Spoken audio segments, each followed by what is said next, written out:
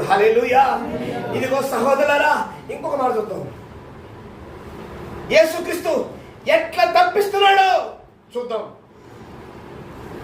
ఈ రెండవ మనము ఎలా తప్పిస్తున్నాడో చూద్దాం. రోమాపత్రిక 6వ అధ్యాయము 4వ వాక్యం చూడండి. కాబట్టి తండ్రి మహిమ వలన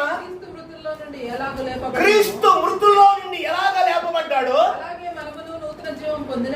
అలాగే నూతన జీవం పొందిన వారమై నడుచుకున్నట్లు మనము బాప్తిస్మం వలన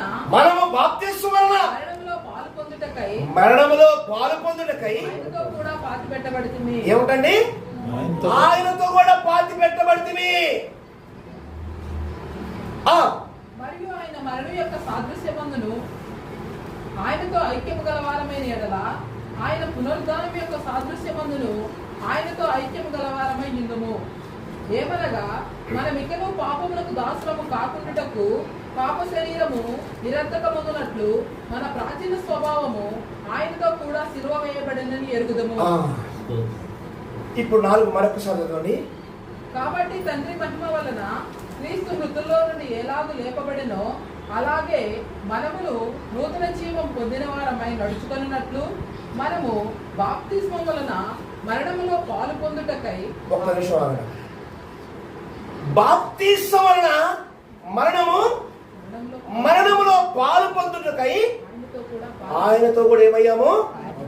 పాతి పెట్టబడితిమి.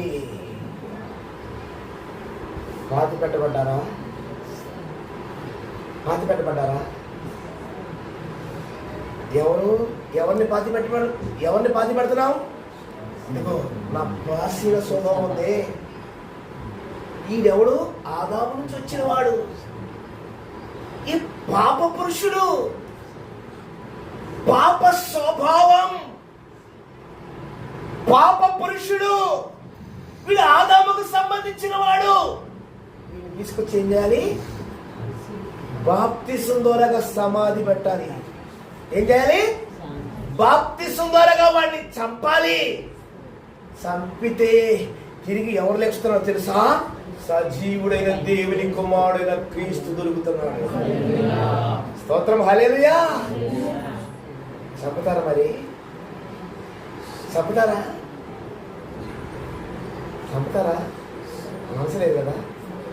అయ్యో, నేను చనిపోతే ఎట్టా?